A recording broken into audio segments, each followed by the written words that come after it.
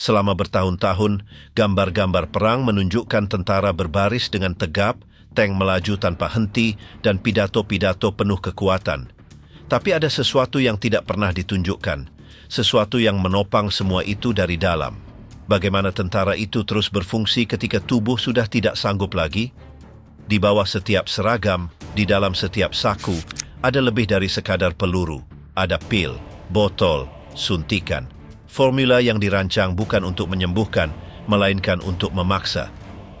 Untuk mengubah tubuh manusia menjadi bagian yang berguna, yang mampu menahan rasa takut, sakit, dan tidur tanpa berhenti. Dan bukan hanya tentara. Zat-zat itu juga beredar di antara para pemimpin. Saat perintah dikeluarkan, eksekusi ditandatangani, dan serangan direncanakan, seseorang memberikan dosis tambahan. Bukan untuk kesehatan, untuk kebutuhan operasional. Konsumsi itu tidak terisolasi. Itu adalah rutinitas. Sebuah praktik yang terorganisir. Senyap tetapi meluas. Seberapa dalam dampak sebenarnya dari metamfetamin, morfin, dan kokain terhadap fungsi Reich ketiga?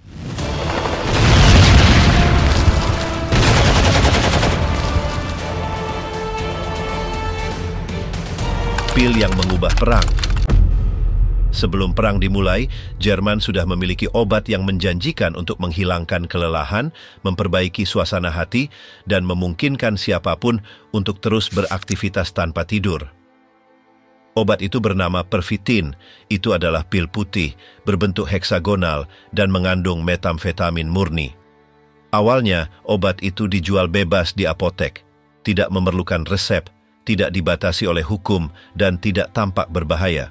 Obat itu dipromosikan sebagai solusi modern untuk hari-hari yang panjang, kekhawatiran mental, dan kelelahan sehari-hari.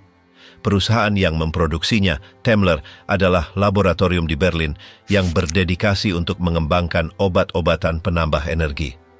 Pada akhir tahun 1930, salah satu ahli kimianya, Fritz Hauschild, mengambil referensi dari penelitian Jepang tentang metamfetamin dan mengadaptasinya ke pasar Jerman. Dalam waktu singkat, Pervitin muncul di iklan pers sebagai bantuan ideal bagi pelajar, pekerja kantoran, pengemudi, dokter, dan ibu rumah tangga. Iklan tersebut mengatakan bahwa dengan satu dosis saja, seseorang dapat menahan kelelahan dan kesedihan, bekerja lebih banyak, dan selalu waspada. Selama musim dingin 1938, pengiriman pertama tiba di apotek di seluruh negeri. Efeknya langsung terasa. Orang-orang merasakan energi yang intens, kejernihan mental, dan euforia. Banyak yang tidak tahu bahwa itu adalah metamfetamin. Bagi mereka, itu hanyalah vitamin yang ampuh. Bahkan dijual dalam bentuk coklat yang dibeli oleh mahasiswa untuk belajar lebih lama sebelum ujian. Produk ini menjadi sangat populer sehingga ribuan orang menggunakannya setiap hari tanpa menyadari risikonya. Seiring dengan meningkatnya popularitas Pervitin, beberapa dokter mulai mencatat efek samping, insomnia, tremor, perubahan suasana hati, dan perasaan kelelahan ekstrem ketika jam-jam euforia berlalu. Namun, peringatan yang diberikan sangat sedikit. Sebagian besar dokter, termasuk militer, berpikir bahwa manfaatnya lebih besar daripada risikonya, terutama dalam konteks di mana efisiensi dianggap sebagai kebajikan nasional. Pada saat yang sama, tentara Jerman sedang bersiap untuk perang yang cepat. Strategi militer baru menuntut kecepatan, mobilitas konstan, dan tentara yang mampu maju selama berhari-hari tanpa istirahat. Ide untuk menggunakan obat untuk menjaga seluruh kekuatan militer tetap terjaga dan aktif tidak tampak terlalu gila. Saat itulah komando tinggi mulai bereksperimen dengan penggunaan Pervitin di antara pasukan dalam pelatihan. Pada bulan Maret 1939, tak lama sebelum invasi ke Polandia, pengiriman Pervitin pertama disetujui langsung ke divisi lapis baja. Ribuan pil dikirimkan dalam kotak, masing-masing ditandai dengan instruksi sederhana. Minum satu saat memulai hari, dan satu lagi jika kelelahan muncul. Hasilnya mengejutkan para perwira. Para prajurit tetap waspada, berjalan lebih dari 50 km tanpa menunjukkan kelelahan, dan mengikuti perintah tanpa keluhan. Komando Medis Angkatan Darat, yang dipimpin oleh Dr. Otto Ranke, memutuskan untuk mempelajari dampak sebenarnya dari obat tersebut dalam kondisi pertempuran.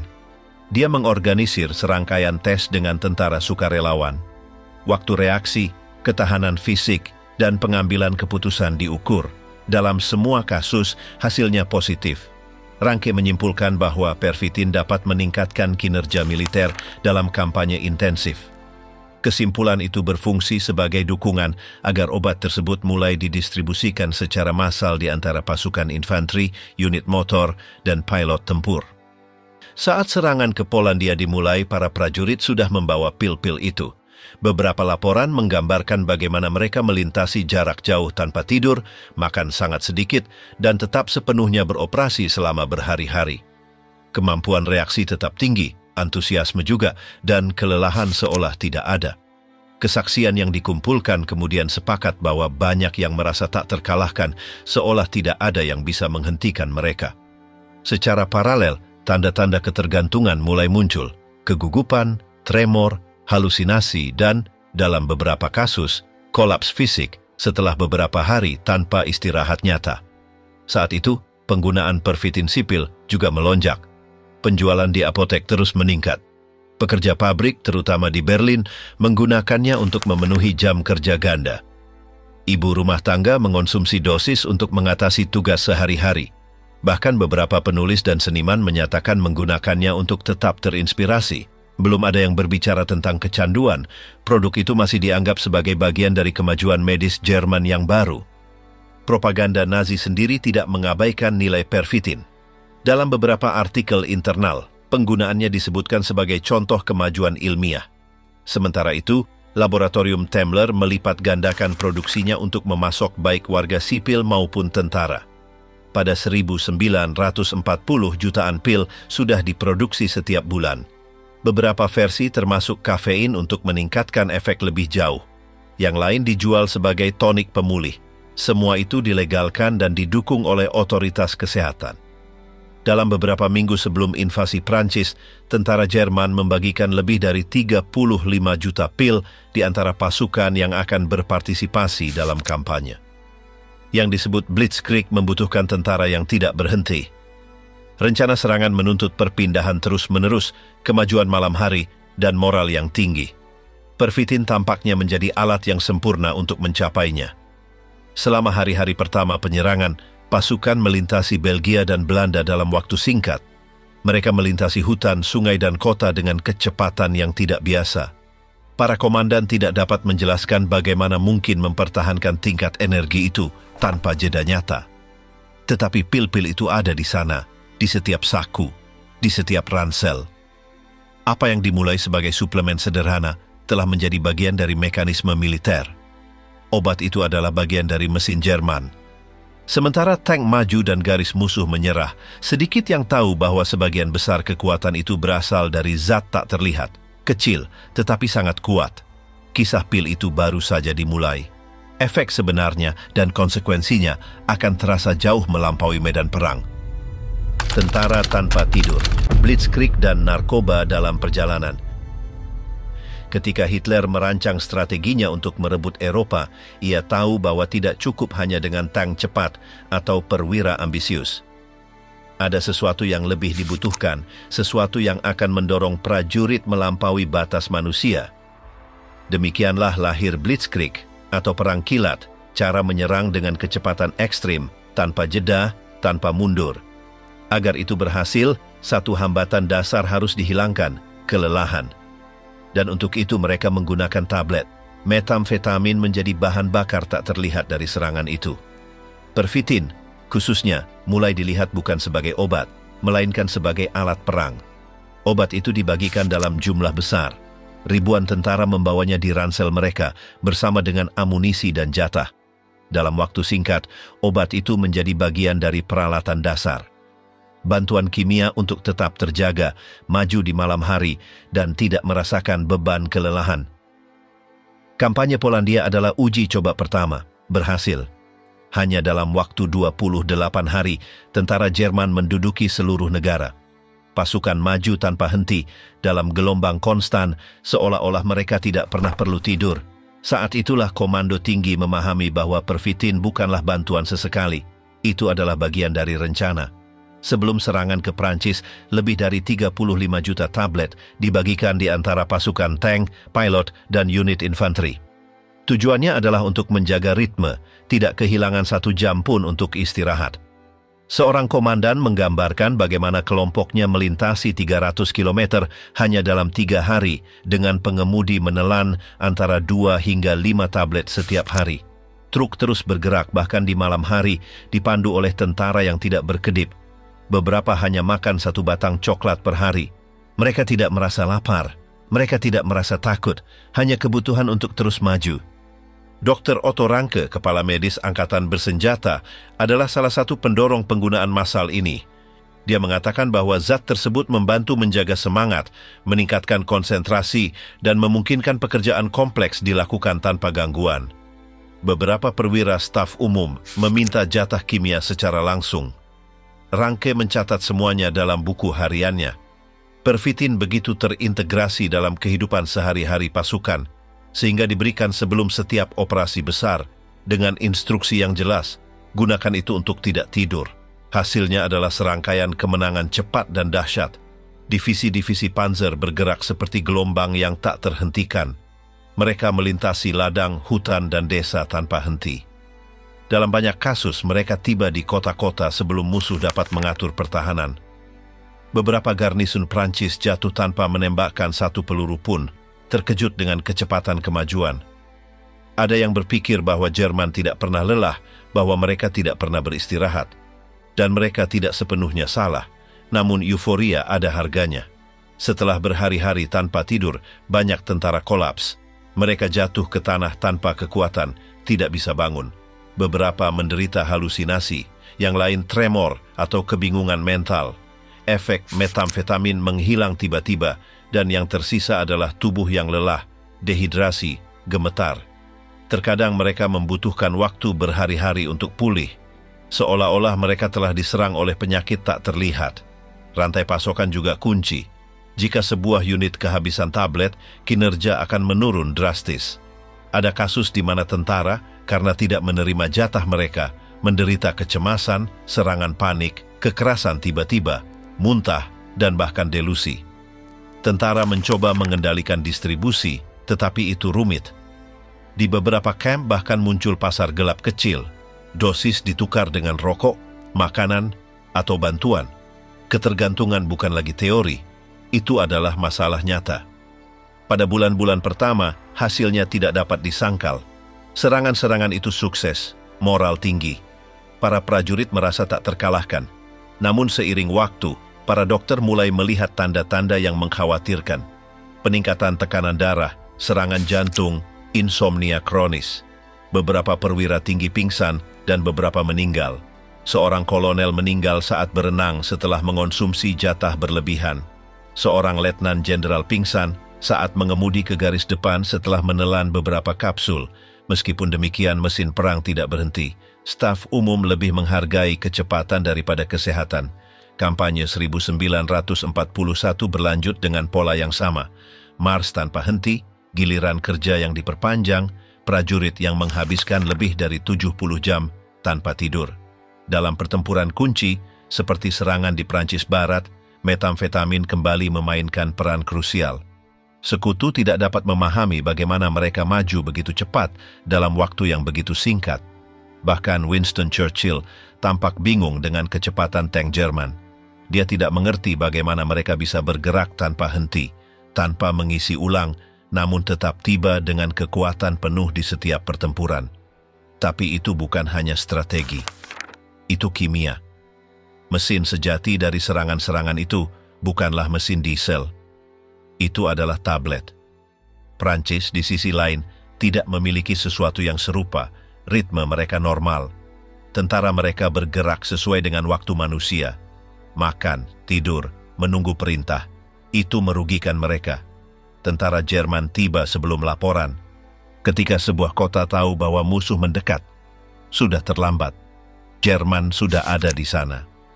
Sebuah laporan Prancis menggambarkan pengalaman itu sebagai semacam halusinasi kolektif. Pasukan kewalahan tidak hanya di lapangan tetapi juga secara mental. Musuh tampak di mana-mana, tidak dapat diprediksi di luar logika apapun. Itu tidak mengikuti pola, itu tidak menghormati jeda, itu hanya tidak berhenti. Perang menjadi mental. Dan dalam perang itu, metamfetamin adalah senjata rahasia. Prajurit Jerman tidak hanya dilatih, mereka diubah. Indera mereka, daya tahan mereka, persepsi mereka tentang waktu, semuanya berada di bawah pengaruh zat yang mengubah kenyataan. Dan meskipun banyak yang tidak mengerti apa yang mereka minum, mereka tetap mengonsumsinya. Itu adalah bagian dari rutinitas, bagian dari seragam, bagian dari perang. Blitzkrieg tidak akan bertahan tanpa dukungan kimia itu. Itu tidak akan begitu cepat, begitu efektif, begitu mematikan. Mitos prajurit yang tak terhentikan memiliki dasar yang sangat nyata. Itu bukan mistisisme atau disiplin. Itu masalah jatah, efek, kinerja buatan. Dan meskipun efek samping meningkat seiring waktu, pada saat itu, satu-satunya yang penting adalah maju. Tidur bisa menunggu. Industri stimulan, produksi massal pervitin. Di Jerman Nazi, laboratorium tidak hanya menjadi tempat penelitian medis. Mereka berkembang menjadi perpanjangan dari kekuasaan negara.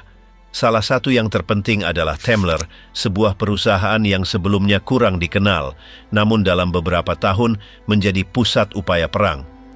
Di sanalah pervitin diproduksi, pil yang memberi energi jutaan tentara dan warga.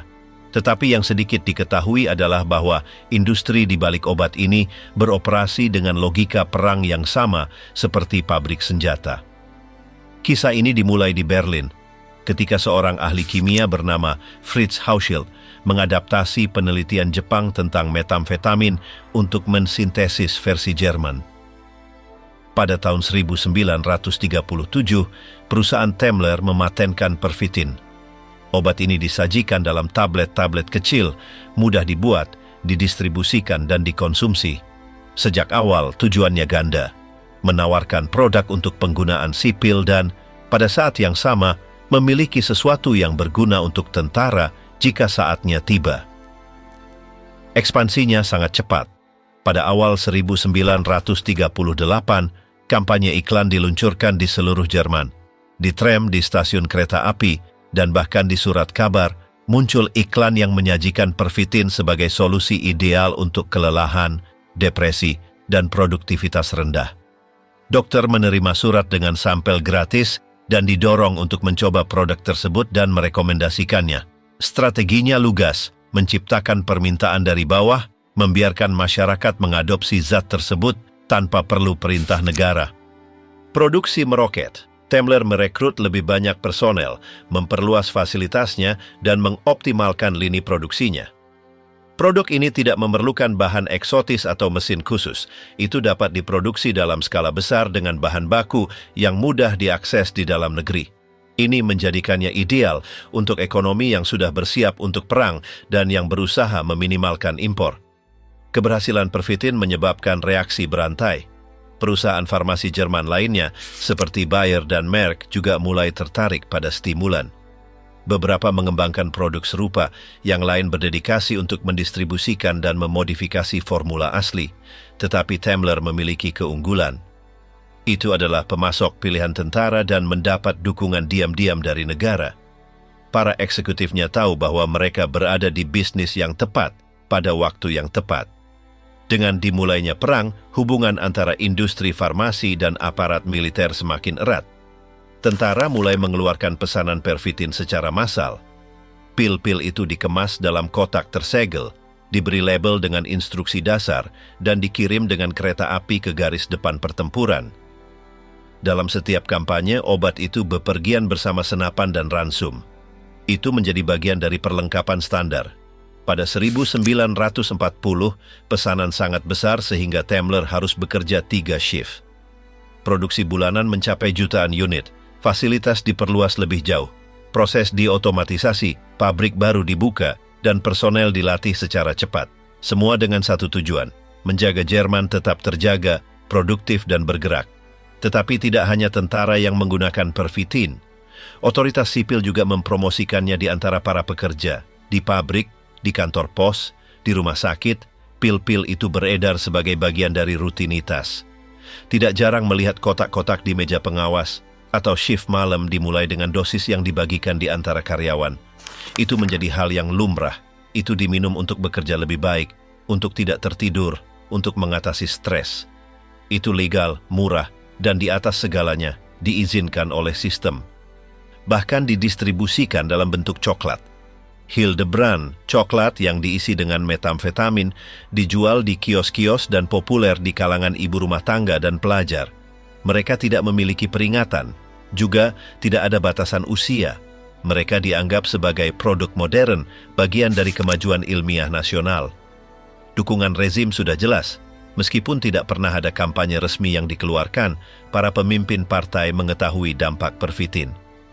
Beberapa laporan internal Kementerian Propaganda menyebut obat tersebut sebagai dukungan yang berguna bagi upaya nasional. Obat itu disebut sebagai obat rakyat, alat untuk meningkatkan kinerja tanpa menggunakan metode paksa. Ini bukan hanya tentang mengendalikan tubuh, tetapi juga membentuk kemauan. Paradoksnya jelas, sementara rezim secara terbuka mengutuk penggunaan narkoba sebagai simbol dekadensi, ia diam-diam mempromosikan penggunaan stimulan sebagai alat kontrol. Wacana resmi berbicara tentang kemurnian, kesehatan, dan kekuatan moral. Tetapi pabrik metamfetamin bekerja tanpa henti, didorong oleh kontrak negara dan dilindungi oleh peraturan yang melindungi mereka dari kritik apapun.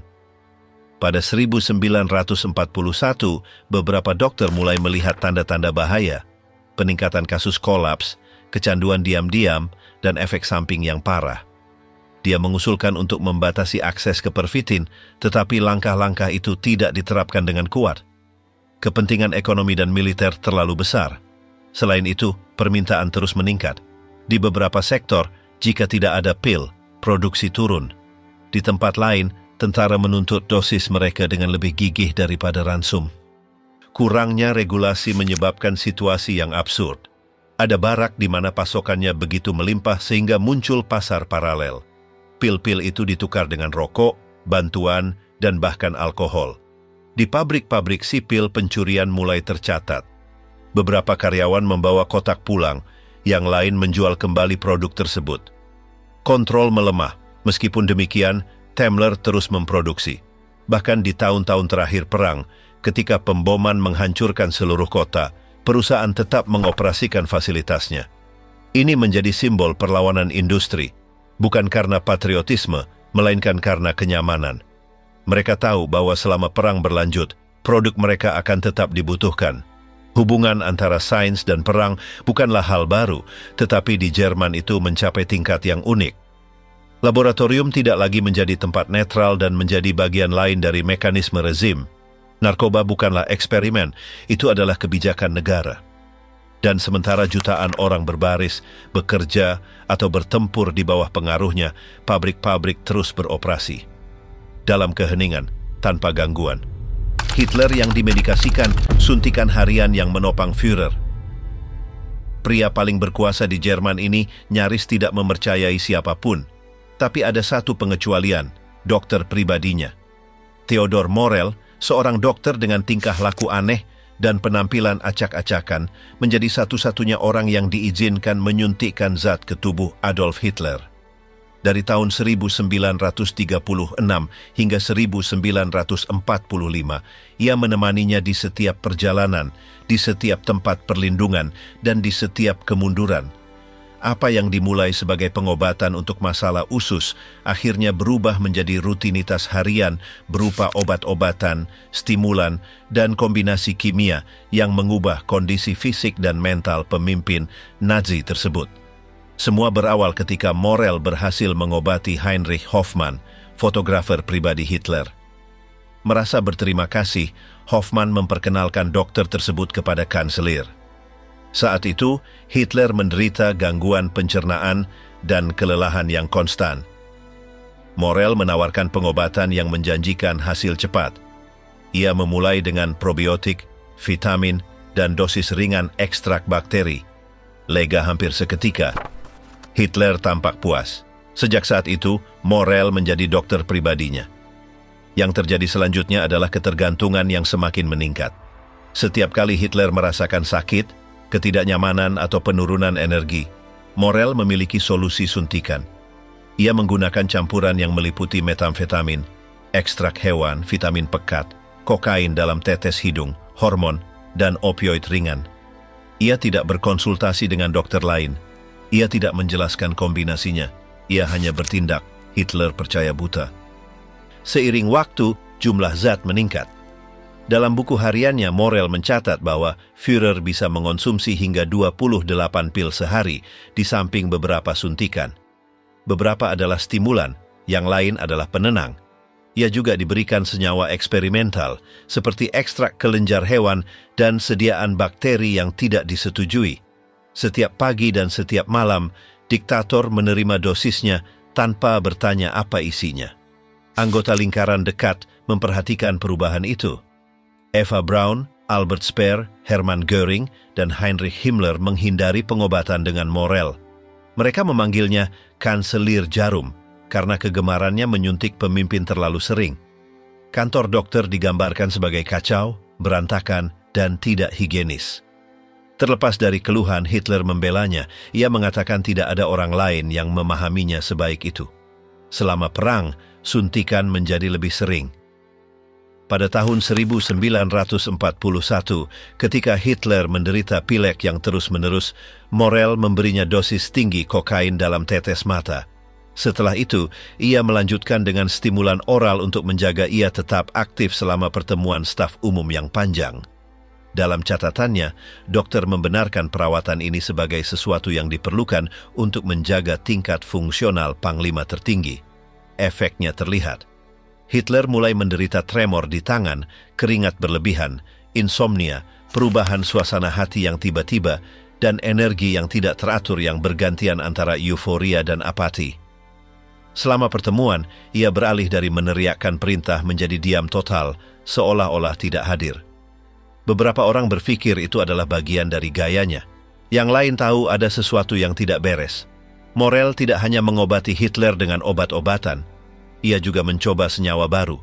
Setelah upaya pembunuhan yang gagal pada tanggal 20 Juli 1944, yang dikenal sebagai Operasi Valkyrie, diktator terluka. Dokter memanfaatkan situasi itu untuk memberikan penisilin topikal, antibiotik yang masih dalam tahap eksperimen. Ia tidak meminta izin. Ia melakukannya atas inisiatifnya sendiri. Pengobatan itu berhasil, tetapi menunjukkan sejauh mana ia memiliki kebebasan total atas tubuh Führer. Di bulan-bulan terakhir rezim, suntikan diberikan setiap hari dan berkali-kali. Hitler menerima campuran metamfetamin, vitamin pekat, kafein cair, dan relaksan otot. Tujuannya adalah untuk menjaganya tetap sadar meskipun kondisi fisiknya sudah memburuk. Ia berjalan membungkuk dengan tremor konstan dan wajahnya tampak bengkak. Rekaman pada masa itu menunjukkan kemunduran yang jelas. Morell terus mendokumentasikan setiap dosis. Ia menyimpan catatan rinci tentang semua yang ia berikan. Setelah perang, arsip-arsip ini ditemukan dan dianalisis. Mereka menunjukkan daftar senyawa yang luas, dari kalium bromida hingga turunan morfin. Perawatan tersebut tidak mengikuti protokol medis. Itu adalah katalog zat yang diimprovisasi yang diterapkan sesuai dengan gejala saat itu. Para sejarawan yang meninjau laporan sepakat bahwa Hitler mengalami ketergantungan kimia progresif. Itu bukan kecanduan klasik, melainkan bentuk kontrol fisik yang didukung oleh seseorang yang dipercaya. Morell tidak bertindak sebagai dokter konvensional. Ia adalah penyedia solusi cepat yang permanen. Setiap gejala baru dihadapi dengan zat baru. Ketika Reich runtuh, kondisi mental Hitler memburuk. Ia mengalami episode paranoia, insomnia parah, dan obsesi yang meningkat terhadap pengkhianatan internal. Ia menghabiskan berjam-jam terkurung, mendikte perintah yang tidak masuk akal atau mengulangi ide-ide delusi. Tidak jelas berapa banyak perilaku itu disebabkan oleh ideologinya, kesehatan mentalnya, atau efek gabungan obat-obatan. Pada bulan April 1945, dokter itu terus memberikan suntikan sementara bunker dipenuhi asap dan kebisingan. Bahkan saat itu, Hitler meminta perawatannya seolah-olah itu sangat diperlukan. Pada tanggal 22 April, ia melakukan percakapan terakhir yang didokumentasikan dengan Morell. Beberapa hari kemudian, dokter itu meninggalkan bunker atas perintah langsung. Ia tidak hadir pada saat diktator bunuh diri. Ia berlindung di Jerman Selatan. 3 tahun kemudian, ia meninggal karena stroke otak. Arsip Morell yang ditemukan oleh pasukan sekutu memungkinkan rekonstruksi perawatan lengkap. Daftar zat, dosis, jadwal, dan kombinasinya mengkonfirmasi apa yang banyak orang duga. Hitler tidak hanya memerintah dengan pidato dan kemauan. Ia memerintah didukung oleh jaringan kimia yang memungkinkannya tetap aktif, sementara semuanya runtuh di sekitarnya. Morfin, kekuasaan, dan dekadensi, kecanduan lain Göring. Hermann Göring adalah salah satu tokoh yang paling terlihat dari Reich ketiga. Seorang pilot yang dianugerahi penghargaan di Perang Dunia Pertama, pendiri Gestapo, kepala Luftwaffe, dan orang kedua setelah Hitler. Namun, ia juga seorang pria yang ditandai oleh kecanduan. Hubungannya dengan morfin dimulai jauh sebelum perang dan tidak pernah sepenuhnya berakhir. Selama beberapa dekade, ketergantungan itu melemahkan fisiknya, merusak reputasinya, dan mengubahnya menjadi karakter dekaden jauh dari kekuasaan yang pernah ia miliki. Kisah itu dimulai pada tahun 1923 ketika ia berpartisipasi bersama Hitler dalam upaya kudeta yang gagal di Munich. Selama pawai, ia ditembak di kaki. Lukanya parah. Ia dibawa secara diam-diam ke klinik di mana ia diberikan morfin untuk meredakan rasa sakit. Perawatan itu berlangsung selama berminggu-minggu. Suntikan menjadi bagian dari rutinitas hariannya. Setelah keluar dari rumah sakit, ia tidak lagi sama. Ia pincang, berat badannya bertambah, dan ia membutuhkan dosis untuk tetap berdiri. Selama tahun-tahun berikutnya, kondisi fisiknya memburuk. Pada tahun 1925, dokter menggambarkannya sebagai pria yang bengkak, pucat, dan berpenampilan seperti orang tua. Perubahan suasana hatinya menjadi tidak terduga. Ia menderita episode kekerasan, delusi, dan terputus dari kenyataan. Suatu kali ia menyerang seorang perawat karena menolak memberinya suntikan. Ia dirawat di sanatorium di Swedia, di mana ia menghabiskan beberapa hari di sel berlapis busa. Ia keluar dengan surat keterangan kewarasan, tetapi pemulihannya hanya sebagian. Pada tahun 1927, ia melakukan upaya serius terakhirnya untuk meninggalkan morfin. Ia mencapai stabilitas tertentu dan kembali ke lingkungan politik. Bagi banyak orang, ia tampaknya telah mengatasi kecanduan itu. Pada tahun 1928, ia memperoleh kursi di Reichstag. Setahun kemudian, ia terpilih sebagai presiden parlemen. Citra publiknya membaik. Ia kembali tampil di acara-acara resmi, berpakaian rapi, dengan sikap kenegarawanan. Namun jejak masa lalu masih ada, tersembunyi. Selama dekade 1930, sementara kekuasaan Nazi tumbuh, Göring menjaga konsumsinya di bawah kendali yang tampak. Namun, pada tahun 1937, sebuah episode kembali membunyikan alarm. Saat berada di sauna, ia menerima panggilan mendesak dari Hitler. Keesokan harinya, ia demam dan sakit gigi akut. Dokter giginya meresepkan turunan morfin ringan, parakodin. Awalnya, itu tampak seperti solusi sementara. Tetapi dalam beberapa minggu, dosis yang direkomendasikan tidak lagi cukup. Ia mulai mengonsumsi hingga 10 pil sehari, padahal normalnya 1 setiap 8 jam selama beberapa hari. Dokter giginya menolak untuk terus meresepkan. Göring mencari sumber lain. Pada akhir tahun itu, konsumsinya konstan. Ketergantungan kembali, meskipun kali ini tersamarkan sebagai obat yang sah. Tidak ada seorang pun di sekitarnya yang bisa mengabaikannya.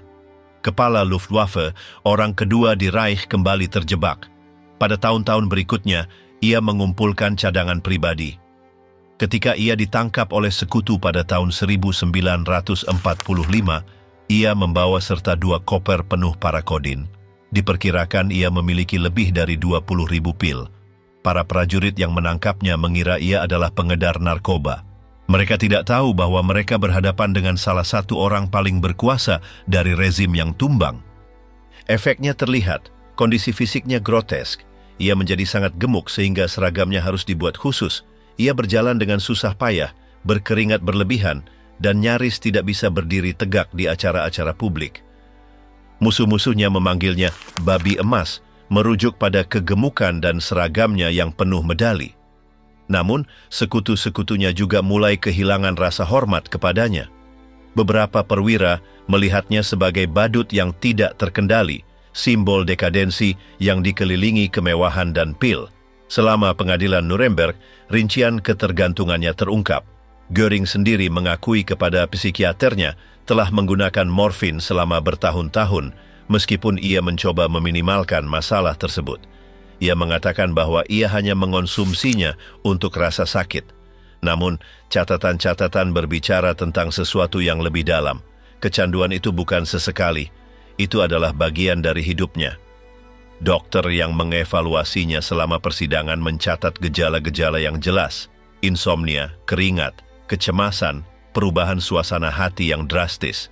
Meskipun demikian, ia berhasil menjaga ketajaman tertentu selama interogasi.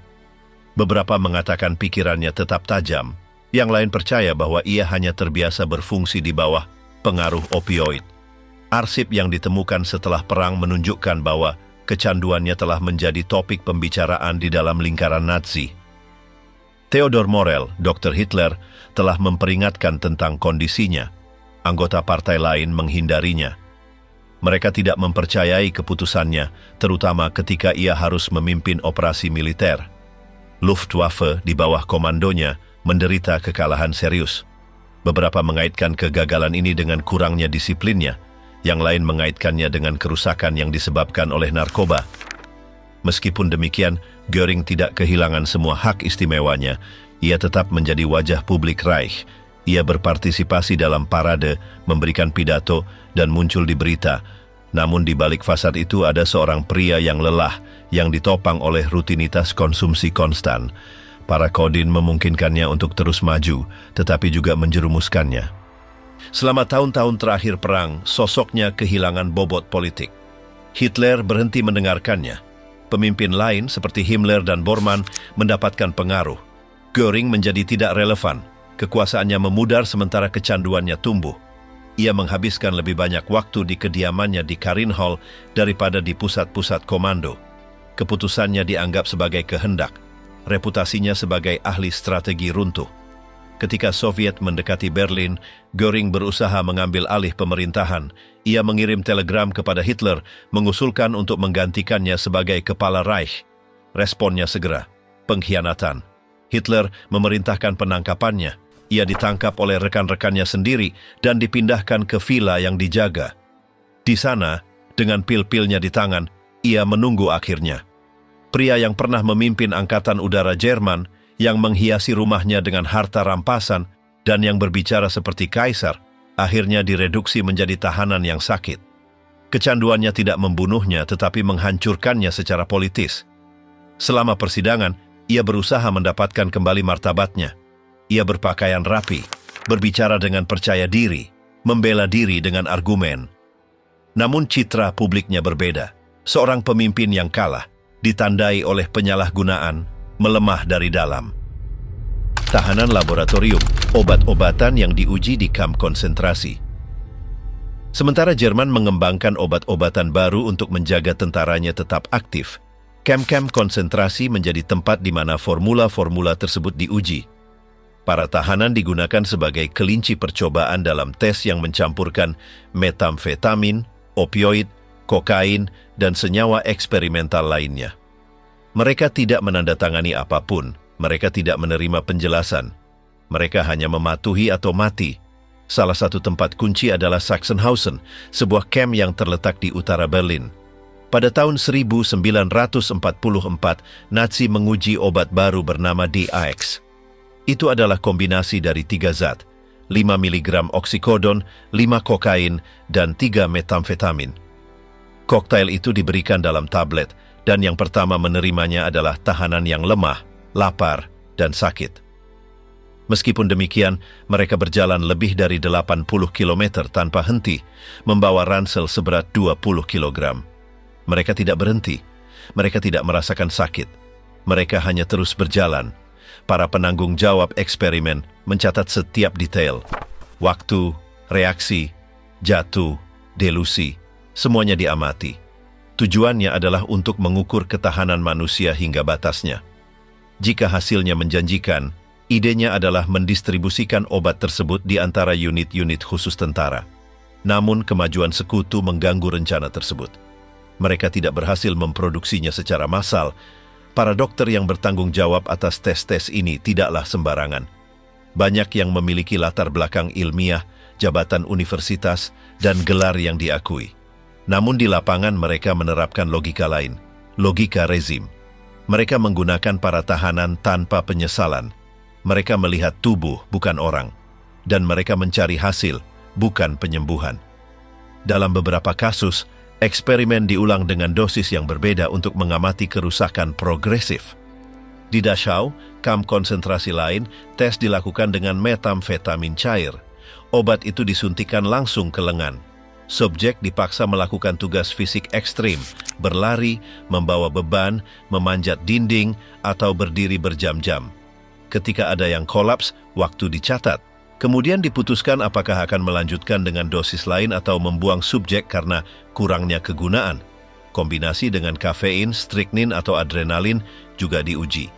Campuran tersebut bertujuan untuk meningkatkan efek pervitin atau memperpanjang durasinya. Dalam beberapa kasus, upaya dilakukan untuk mengurangi efek samping dengan suplemen nutrisi, tetapi tidak berhasil. Kerusakan neurologis terus muncul. Tercatat halusinasi, kejang, kehilangan memori, dan kadang-kadang kematian mendadak. Dalam laporan yang ditemukan setelah perang, para ilmuwan berbicara tentang respons menarik, efek berguna, atau kemungkinan operasional untuk menggambarkan hasil yang dalam praktiknya adalah bentuk penyiksaan. Mereka tidak berbicara tentang pasien melainkan unit uji. Mereka tidak menggunakan nama, hanya angka. Mereka tidak mencari penyembuhan, melainkan mengeksploitasi kapasitas setiap tubuh semaksimal mungkin. Program tersebut memiliki tujuan konkret, menciptakan tentara yang mampu bertempur tanpa tidur, tanpa makan, dan tanpa merasa takut. Oleh karena itu, eksperimen juga dilakukan pada tahanan yang terpapar dingin, lapar, atau tekanan ekstrim.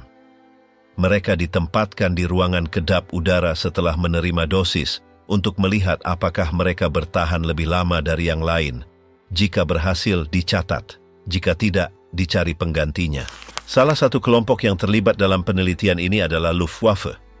Mereka membutuhkan pilot yang tahan penerbangan panjang, pertempuran sengit, dan misi bunuh diri. Beberapa anggota awak kapal selam juga ikut serta dalam pengujian.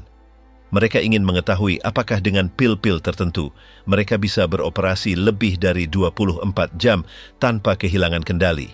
Dalam beberapa kasus, mereka berhasil, namun kehancuran setelahnya tidak dapat dihindari. Eksperimen tidak terbatas pada orang dewasa. Di Ravensbrück, sebuah kamp yang sebagian besar diperuntukkan bagi wanita, dilakukan uji coba pada tahanan wanita muda. Mereka diberi stimulan untuk melihat apakah tubuh mereka yang lebih ringan dan tanpa pelatihan militer bereaksi sama, beberapa tidak tahan, yang lain mengalami efek samping permanen, tidak ada yang menerima perawatan setelahnya. Sebagian besar tes ini dilakukan secara rahasia, bahkan perwira kamp lainnya tidak tahu apa yang terjadi di barak-barak yang ditujukan untuk eksperimen. Para dokter mengenakan jas putih bersih, mencatat di buku catatan, dan menggunakan bahasa klinis. Namun, apa yang mereka lakukan sama sekali tidak ilmiah. Itu adalah industri penderitaan untuk tujuan militer.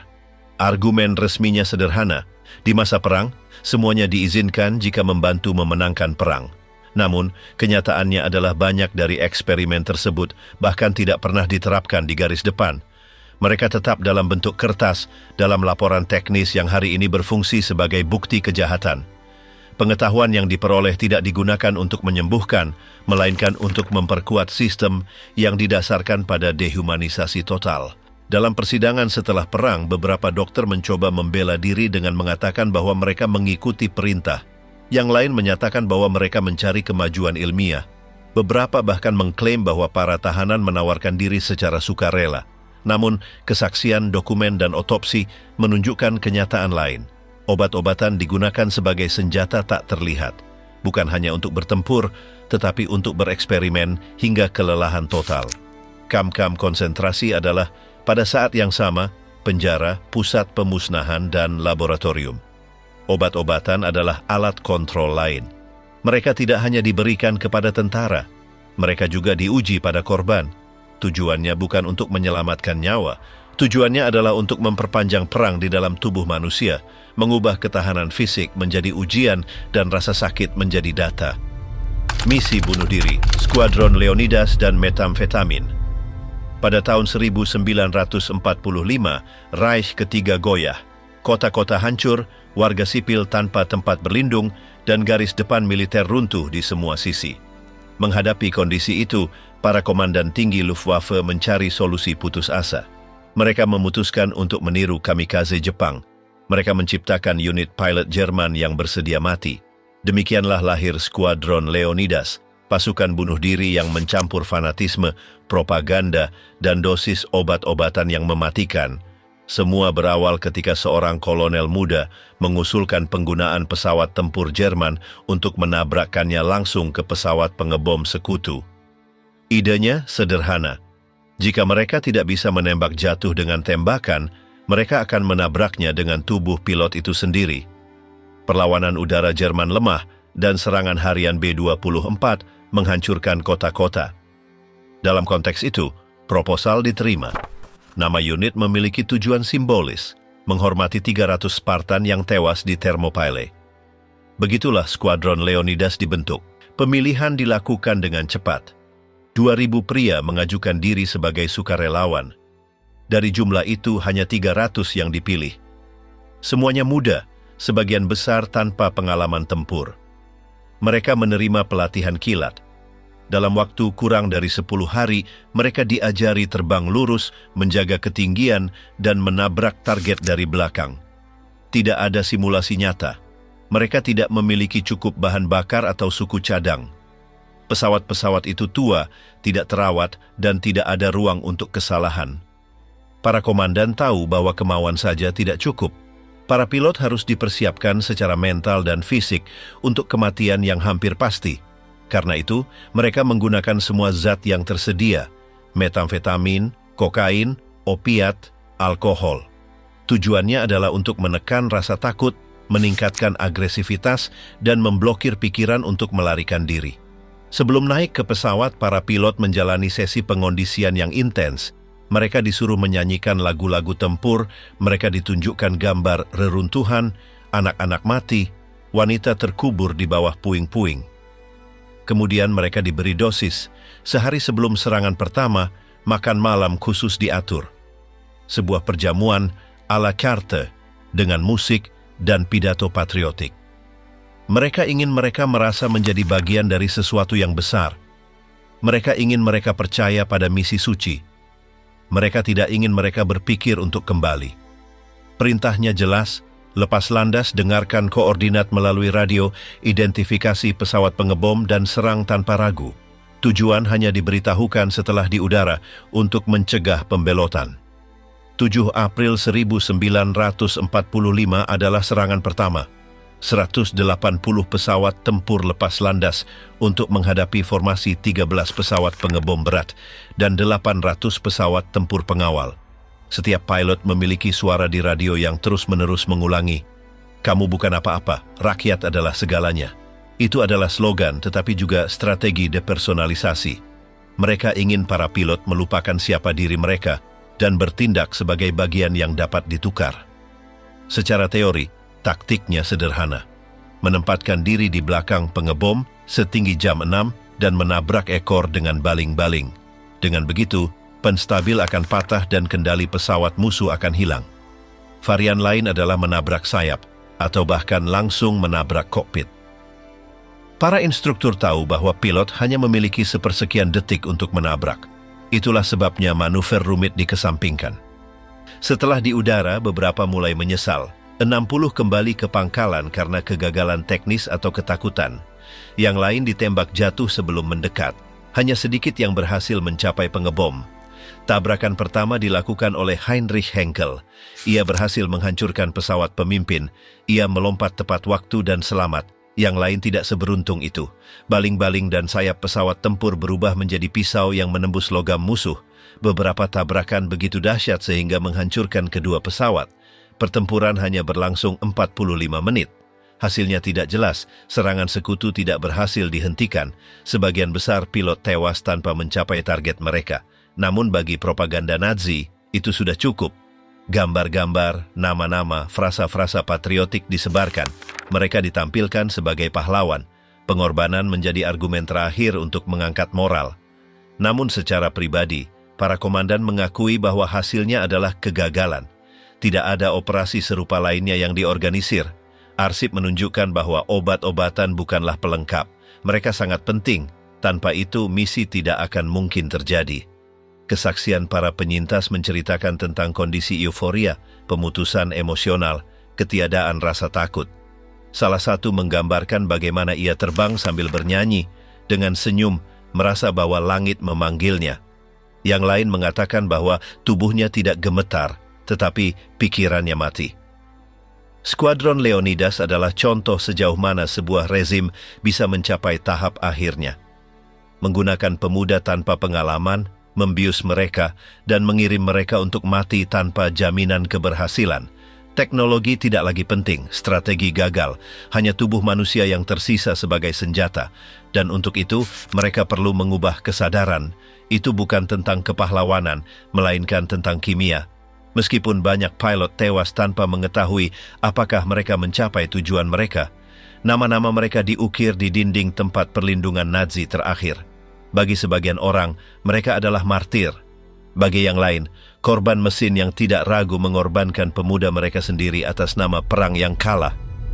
Doping kekuasaan, obat-obatan di SS dan hierarki Nazi. Dalam imajinasi Nazi, disiplin adalah kebajikan yang esensial. Para pemimpin berbicara tentang kemurnian, ketertiban, dan kontrol mutlak atas tubuh dan pikiran. Namun dalam praktiknya, banyak pria paling berkuasa di Reich ketiga mengonsumsi narkoba secara teratur. Ini bukan hanya stimulan sederhana, itu adalah budaya di mana zat kimia dipandang sebagai alat untuk kinerja, kekuasaan, atau pelarian. Kontradiksi antara wacana resmi dan kebiasaan pribadi menandai seluruh elit rezim. SS, yang dikonsep sebagai ordo elit, tidak asing dengan praktik ini. Meskipun ideologi mereka melarang kelemahan dan mempromosikan kekuatan fisik, konsumsi zat lebih meluas daripada yang diakui. Pervitin beredar secara terbuka di antara barisan mereka. Obat itu diberikan sebelum operasi berisiko tinggi, interogasi yang berkepanjangan, atau jam kerja tanpa henti. Beberapa perwira membawa dosis mereka sendiri, dibagi dalam botol-botol kecil, sebagai bagian dari perlengkapan pribadi mereka. Kasus paling terkenal adalah Heinrich Himmler. Sebagai kepala SS, ia memimpin kamp konsentrasi, operasi pemusnahan, dan misi khusus. Ia memiliki rutinitas yang ketat, tetapi juga merupakan konsumen suplemen kimia yang teratur. Ia menggunakan tonik yang diperkuat, sirup dengan stimulan, dan sediaan farmasi yang diresepkan oleh dokter partai. Meskipun ia menghindari suntikan, ia lebih memilih kapsul yang memungkinkannya terus beraktivitas tanpa henti. Dalam agenda pribadinya ada catatan lebih dari 15 sediaan berbeda yang digunakan hanya dalam satu kuartal. Beberapa perwira lapangan juga memasukkan penggunaan kokain dalam tetes hidung. Obat itu diterapkan sebelum interogasi atau pertempuran jarak dekat. Obat itu menghasilkan keadaan kewaspadaan yang berlebihan, yang mereka salah artikan sebagai kejernihan mental. Di unit-unit SS tertentu, adalah hal biasa bagi para komandan untuk berbagi sediaan ini dengan anak buah mereka sebagai bagian dari rutinitas operasional. Tidak ada yang mendiskusikannya, tidak ada yang mencatatnya, tapi semua orang tahu itu. Dalam pertemuan resmi, minuman yang ditawarkan kadang-kadang termasuk stimulan yang dilarutkan. Alkohol juga ada, meskipun dalam dosis yang lebih kecil. Itu digunakan untuk meredakan ketegangan setelah keputusan sulit. Pidato ideologis tentang kesederhanaan ditangguhkan dalam keintiman kantor. Di ruangan-ruangan itu, di antara potret dan peta, obat-obatan dan kekuasaan digabungkan seolah-olah mereka adalah bagian dari upacara yang sama. Salah satu kasus yang kurang didokumentasikan tetapi relevan adalah Ernst Kaltenbrunner. Sebagai kepala kantor pusat keamanan Reich, ia mengkoordinasikan penangkapan massal, deportasi, dan pembunuhan sistematis. Selama jam kerjanya, Ia mengonsumsi sediaan yang meliputi alkaloid tumbuhan untuk tetap aktif. Beberapa saksi menyebutkan bahwa pada saat euforia terbesarnya, ia berbicara tanpa henti, memberikan perintah yang kontradiktif, dan kemudian terdiam selama beberapa menit. Itu bukan kebetulan. Sebagian besar dari pria ini sadar akan apa yang mereka konsumsi.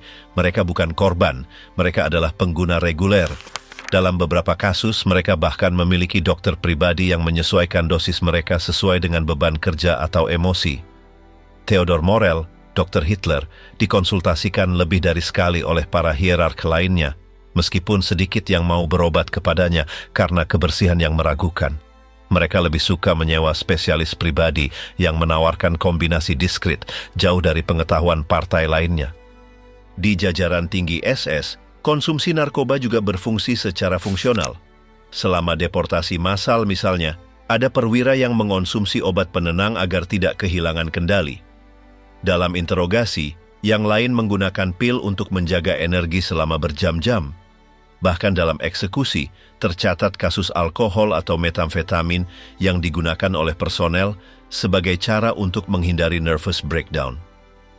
Kesaksian di kemudian hari mengungkapkan bahwa beberapa membenarkan perilaku mereka dengan mengatakan bahwa mereka bertindak di bawah pengaruh zat. Namun, itu tidak menghalangi mereka untuk memberikan perintah atau melaksanakan rencana. Narkoba bukan alasan, itu adalah sumber daya tambahan. Perpanjangan dari seragam, pelengkap kekuasaan. Dalam pesta pribadi para hierarki tertentu, seperti yang diselenggarakan di Karin Hall oleh Hermann Göring, disajikan sediaan yang mengandung stimulan ringan. Para tamu minum, tertawa, dan mengomentari operasi baru-baru ini seolah-olah itu hanyalah manuver teknis sederhana. Dalam suasana seperti itu, jarak antara kejahatan dan kebanalan menjadi kabur. Narkoba membantu mempertahankan keadaan ketidakpedulian itu. Kontradiksinya jelas, sementara propaganda berbicara tentang pemuda yang sehat, tubuh yang kuat, dan pikiran yang jernih, para pemimpin ditopang oleh zat yang mengubah semua itu. Pemujaan terhadap tubuh hidup berdampingan dengan ketergantungan kimia. Citra prajurit tak terkalahkan dibangun dengan pil. Sosok komandan yang tenang dipertahankan dengan tonik dan kapsul. Tak satu pun dari pria ini dipaksa mengonsumsi. Mereka melakukannya demi kenyamanan, karena itu memungkinkan mereka untuk berkinerja lebih baik, bertahan lebih lama, atau sekadar menghindari berpikir. Perang tidak hanya dilawan dengan senjata, itu juga ditopang dengan botol, jarum suntik, dan resep. Elit Nazi tidak asing dengan konsumsi. Mereka adalah bagian aktif dari budaya kimia itu. Akhir yang dibius, kekacauan kimia di Senja Reich ketiga. Di bulan-bulan terakhir Perang Dunia Kedua, Jerman hancur. Kota-kota menjadi puing-puing, garis depan mundur, dan komando tinggi tidak lagi percaya pada kemenangan. Namun ada sesuatu yang terus berfungsi, pasokan narkoba. Sementara semuanya runtuh, ketergantungan kimia tentara, perwira, dan pemimpin semakin intensif. Zat-zat itu bukan lagi pelengkap. Mereka menjadi kebutuhan untuk terus bernapas. Di rumah sakit lapangan, dokter militer memberikan morfin dan metamfetamin tanpa kendali. Tidak ada protokol. Luka diobati dengan analgesik kuat, dan shift panjang dilawan dengan pervitin. Ada tentara yang menghabiskan lebih dari 4 hari tanpa tidur, mengoperasikan mesin atau menembak dari parit beku. Prioritasnya bukan untuk menyembuhkan mereka. Prioritasnya adalah menjaga mereka tetap aktif selama mungkin sebelum musuh tiba. Garis depan timur menjadi medan uji coba yang tidak disengaja. Tentara Jerman bertempur tanpa henti. Mereka menerima tablet dan jarum suntik langsung di medan perang. Divisi medis, karena tidak memiliki pasokan yang memadai, menggunakan obat apapun yang tersedia. Dalam banyak kasus tidak ada pilihan. Dingin, lapar, dan teror melumpuhkan para prajurit. Pil-pil itu adalah satu-satunya cara untuk terus maju. Di Berlin, komando tinggi juga meningkatkan dosis mereka. Hitler terus berada di bawah perawatan Morell, menerima suntikan harian.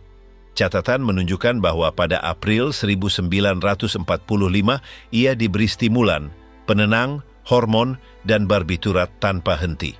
Rekaman bulan itu menunjukkannya gemetar, membungkuk, dan linglung. Meskipun demikian, ia terus membuat keputusan. Theodor Morell mencatat setiap obat. Ia tidak menghentikan senyawa apapun, meskipun efeknya tumpang tindih. Ia berusaha menghindari gejala penarikan apapun.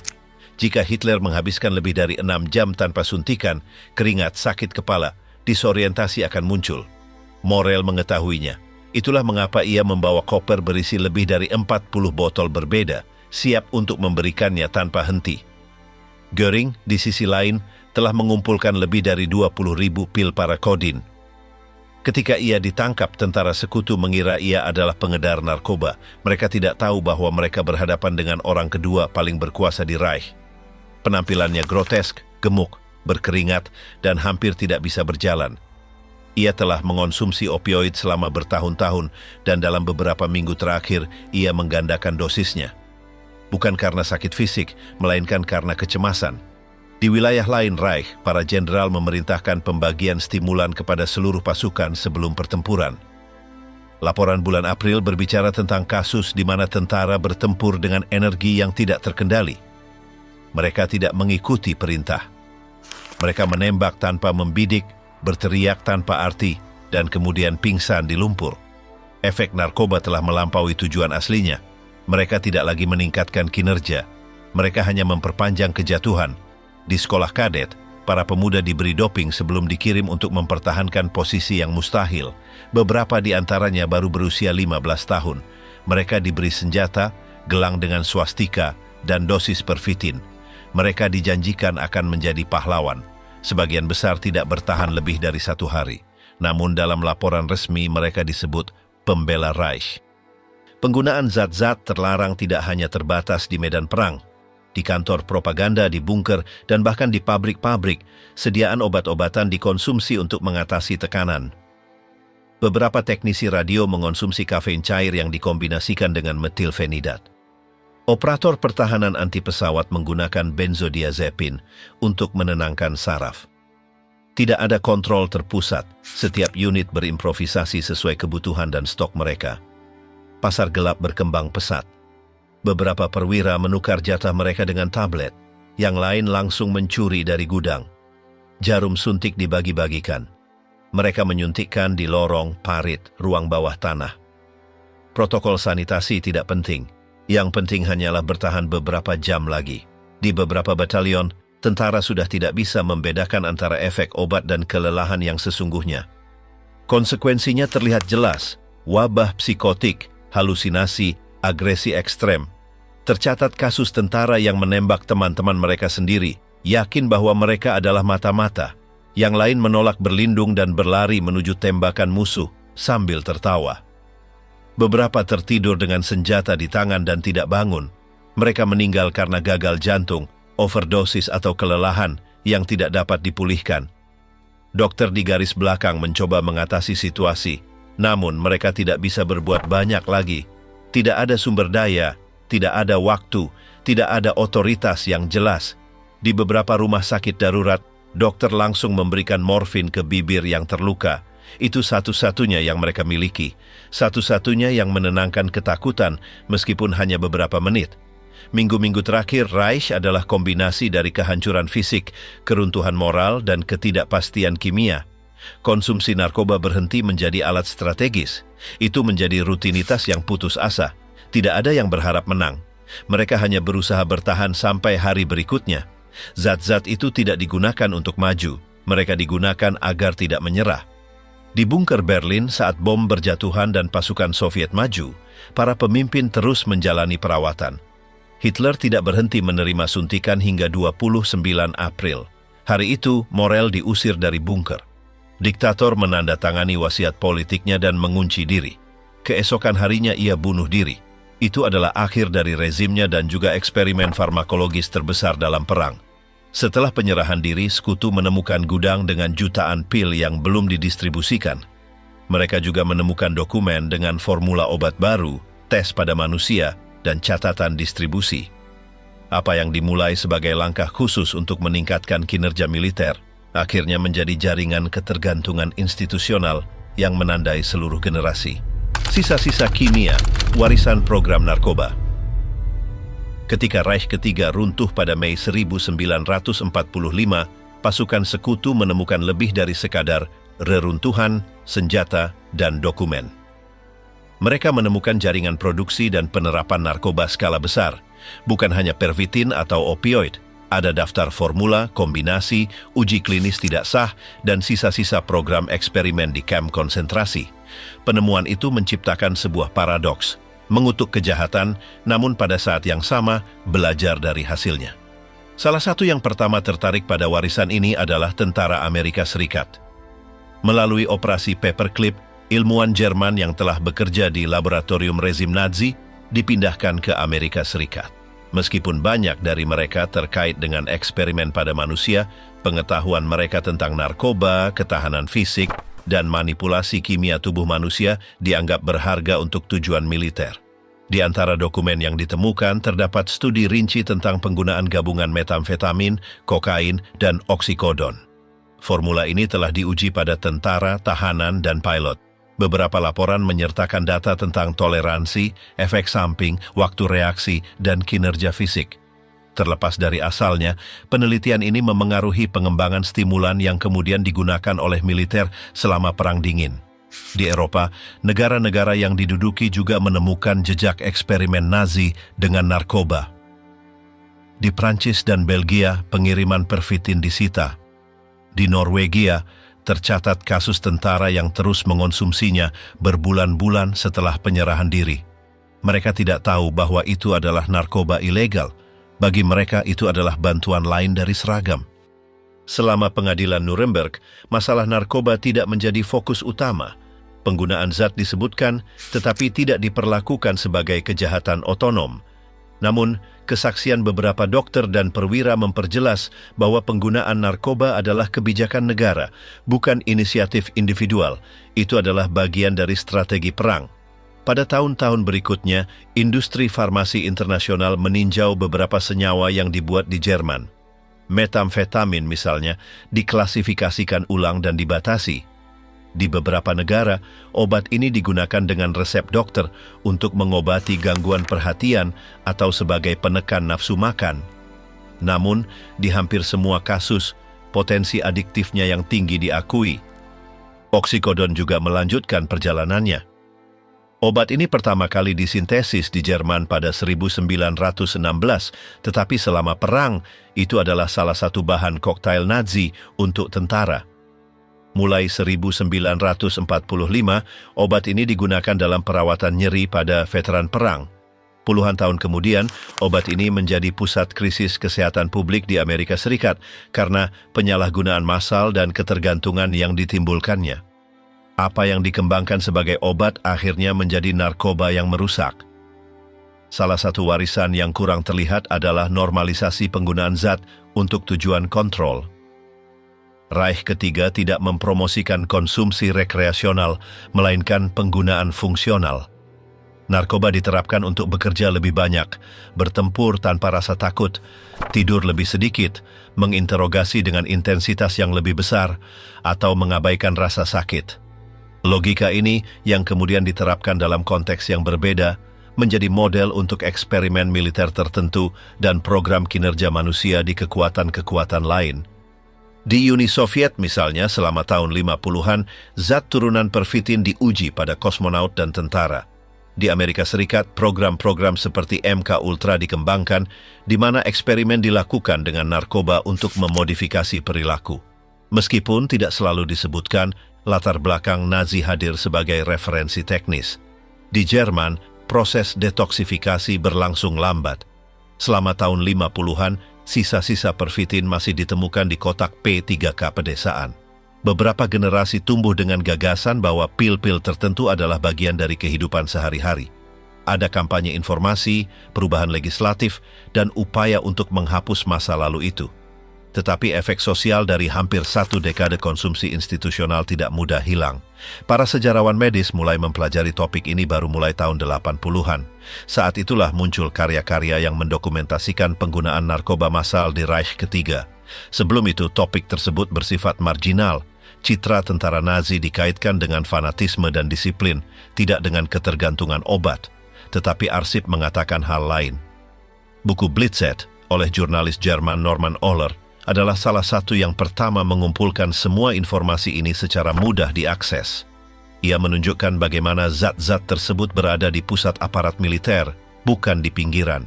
Bagaimana keputusan strategis dibuat di bawah efek senyawa kimia, dan bagaimana para pemimpin utama rezim bergantung pada obat-obatan untuk tetap berfungsi. Kontribusi lain adalah studi tentang perusahaan farmasi yang bekerja dengan rezim. Perusahaan seperti Daimler tidak menghilang setelah perang. Beberapa bergabung, yang lain berganti nama, tetapi mereka terus beroperasi. Dokumen-dokumen tentang peran mereka dalam produksi dan distribusi narkoba diabaikan selama beberapa dekade. Baru dalam beberapa tahun terakhir mulai ditinjau.